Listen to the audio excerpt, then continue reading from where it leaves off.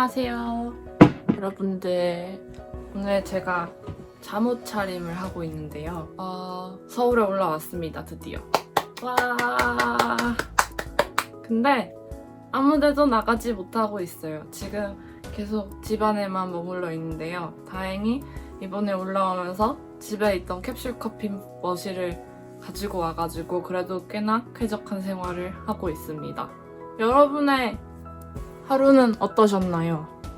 저는 아침에 일어나서 수업을 듣고 물론 화상 수업이고요. 졸지에 사이버 대학생이 되어버렸는데 밥을 먹고 과제를 하고 또 과제를 하고 과제를 하고 새벽까지 하고 자고 다시 수업을 듣고 지금 이런 생활을 반복하고 있습니다. 하지만 오늘은 책을 읽었습니다. 일단 제가 왜 잠옷 차림인지 궁금하실 분들이 많으신데요. 일단 귀엽죠? 앵무새 무늬예요. 이번 여름에 산 건데 날이 더워서 가을이 되었는데도 지금 이 잠옷을 입고 있습니다. 제가 왜 그래서 오늘 드디어 오늘 잠옷을 입었느냐, 그 이유는 오늘 읽은 책을 소개해 드릴 건데요. 이 책이 뭔가 굉장히 물론 꾸미고 예쁘게 나오면 좋겠죠, 당연히. 여러분들도 뭔가 조금 더 이렇게 너무 막 후줄근한 모습을 보시는 것보다는 꾸민 걸 보시는 걸 더 좋아하실 테니까. 그런데 전혀 오늘 소개해드릴 책은 꾸미는 것과는 어울리지 않습니다. 자신의 삶의 자연스러운 부분과 민낯을 공개하는 책이기 때문인데요. 그래서 오늘의 책이 바로 무엇이냐? 오늘의 책은 짜잔! 최진영 작가의 겨울방학이라는 책입니다. 이 책은 이번 아르코 문학나눔의 선정도서로 선정이 되었고요. 굉장히 바쁜 나날들이지만 단숨에 다 읽었어요. 그만큼 굉장히 좋은 소설이에요. 일단 굉장히 글이 잘 읽힌다는 건 좋은 소설이라는 거고요. 제가 오늘 이렇게 편한 차림으로 영상을 찍는 것도 이 소설과 상당히 관련이 있습니다. 여러분들은 여러분들 스스로가 어른이라고 생각을 하시나요? 저는 아닌 것 같아요. 제가 이제 23살이지만 아직도 보시다시피 이케아에서 온 곰돌이고요. 팬더도 있고요. 얼마 전에 새로운 북부기도 있고요. 얘도 있습니다. 물 건너 리라쿠마도 있는데요. 물론 지금 불매운동이 일어나기 전에 중학교 때 산 친구입니다. 저는 이렇게 아직도 인형들을 되게 좋아해서 엄청나게 많이 모으는 편이고, 아직도 제가 고등학생 같아요. 중학생 때랑 그렇게 변한 게 없어요. 그런데 너무 많은 게 환경이 바뀌어버렸어요. 내 생각은 아직 너무나 어린데 나한테 바라는 거, 내가 해야 되는 거, 내가 책임져야 되는 거, 그런 게 너무너무 많아져서 정신적으로 많이 지친 나날들을 보내고 있었어요. 심지어 저는 내년이면 4학년이고 이제 전공이 디자인이다 보니까 졸업 전시 준비도 해야 되고, 어제는 제가 다전공 때문에 학교도 다녀왔고 이것저것 많이 시도를 하고 있어요.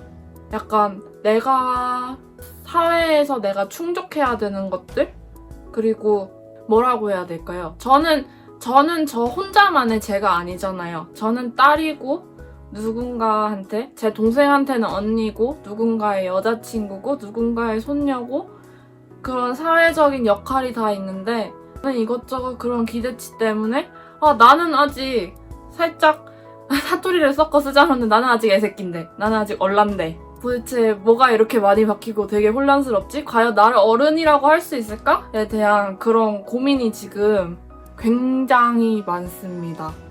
어렸을 때는 지금 이렇게 커피만 마실 수 있으면 어른인 줄 알았거든요. 근데 아니었어요. 아무튼 그래서 왜 잠옷 차림으로 소개해드리냐, 이 겨울방학이라는 책은 저와 같이 이렇게 좀 생활에 지친 어른이들을 위한 소설입니다. 서평을 한번 읽어볼게요. 책 소개에는 방학 없는 지친 삶과 숙제처럼 남은 관계 속에서 작게 빛나는 마음을 건져 올리는 최진영식 보물찾기라고 되어 있어요.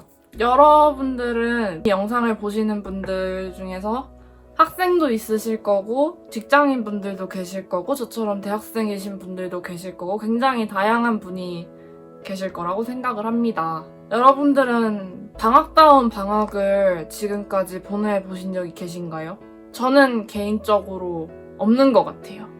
왜냐하면은 굉장히 쫓기듯이 삶을 산 것 같아요. 예를 들어서 고향에 살았을 때는 여기에 서울에 상경하기 위해서 엄청나게 공부를 열심히 했고 시험 점수 하나에 연연하고 실기 수업 받을 때도 내가 원하는 그림이 안 나오면 힘들고 방학에 오히려 더 학원을 가고 근데 어른 되면은 왜 대학 가면 뭐든지 다 할 수 있다고 하잖아요.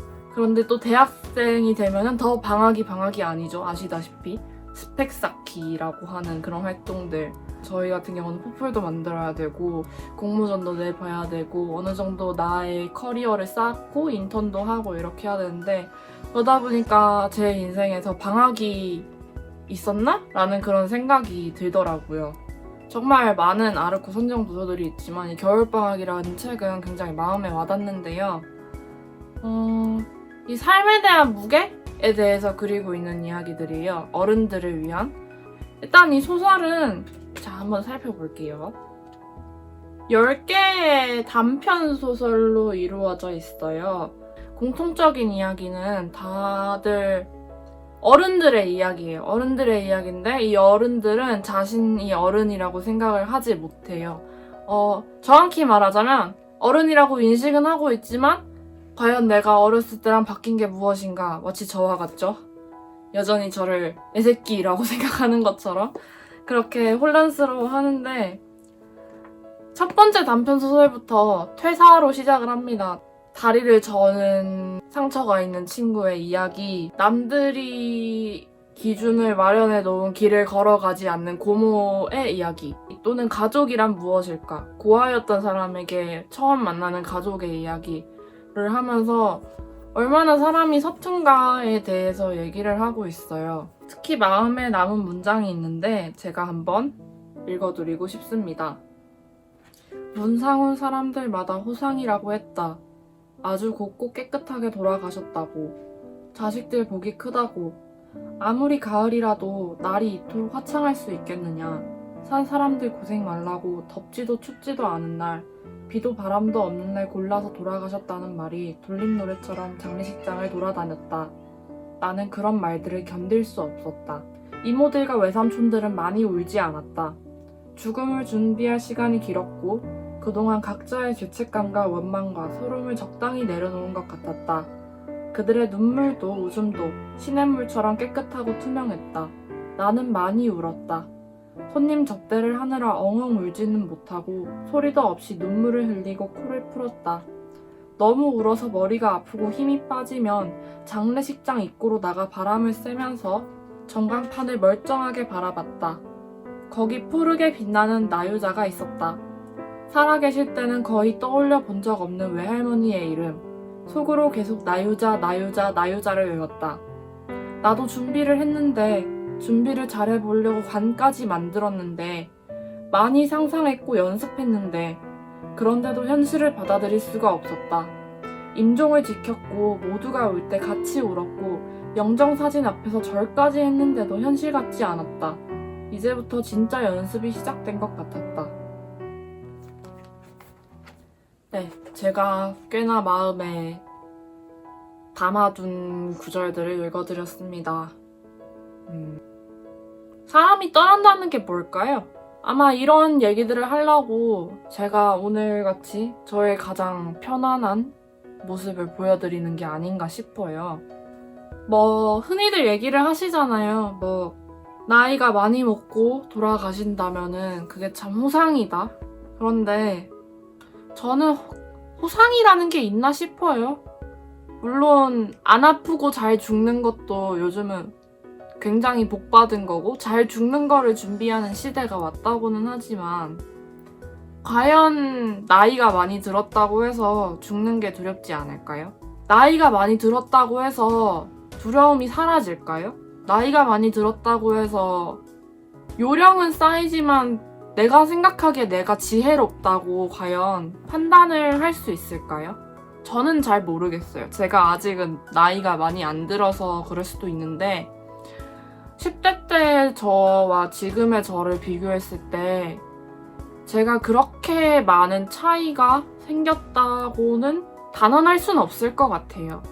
그렇기 때문에 거기에서 오는 괴리감이 굉장히 큰 거고 이런 상념들이 저희들을 괴롭히는 거겠죠?